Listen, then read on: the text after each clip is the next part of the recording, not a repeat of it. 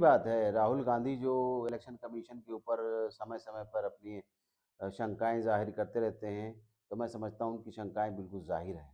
और अच्छी बात है कि उनको इलेक्शन कमीशन चुनाव के ऊपर उनको आरोप लगाना चाहिए। क्योंकि वो इस बात को भूल गए हैं कि अभी तक जो भी इलेक्शन चाहे उनके पिताजी ने लड़ा हो, चाहे उनकी दादी ने लड़ा हो, चाहे उनकी माताजी ने लड़ा हो और साथ में उनकी अभी बहन जी ने लड़ा है और ये भी 2-2 जगह से, एक साउथ से, एक नॉर्थ से 2 जगह से जीत कर आए हैं। उसके ऊपर भी अगर ये इलेक्शन कमीशन के ऊपर ये आरोप लगाते हैं तो ये मैं समझता हूँ उनकी नासमझी है और उनका बचपना है। इस तरह की बातें उनको चुनाव आयोग को सक्षम नहीं करनी चाहिए, जबकि आज की डेट में वो चुनाव जीतने के बाद नेता विरोधी दल भी हैं, अब उनको अंदर कुछ मैच्योरिटी आना चाहिए और सिस्टम को जानते हैं। ऐसा नहीं कि इस सिस्टम को नहीं जानते चुनाव आयोग के। इस सिस्टम को जानने के बाद अगर इस तरह की बातें की जाती हैं, तो मैं समझता हूँ कि उनको हताशा का शिकार हैं वो और मुझे लगता है कि वो अपनी पार्टी में कोई स्थान प्राप्त करने की इच्छा नहीं रखते हैं। नहीं देखिए, ईवीएम के ऊपर तो सवाल उठाना उनका बहुत ही वाजिब है, चूँकि ये ईवीएम जो है कांग्रेस के समय ही 2004 में शुरू हुई,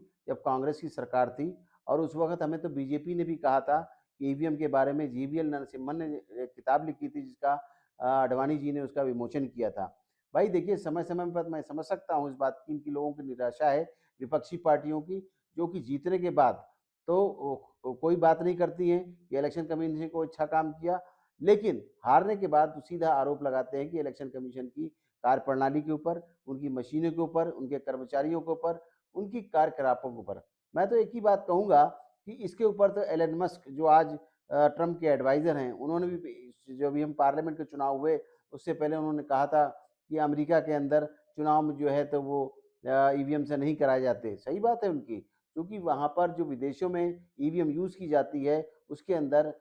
नेट का यूज़ किया जाता है। आपको मैं अच्छी तरह बताना चाहूँगा, कई बार मैं बता चुका हूँ चैनल्स पे, इस बात की जानकारी आपके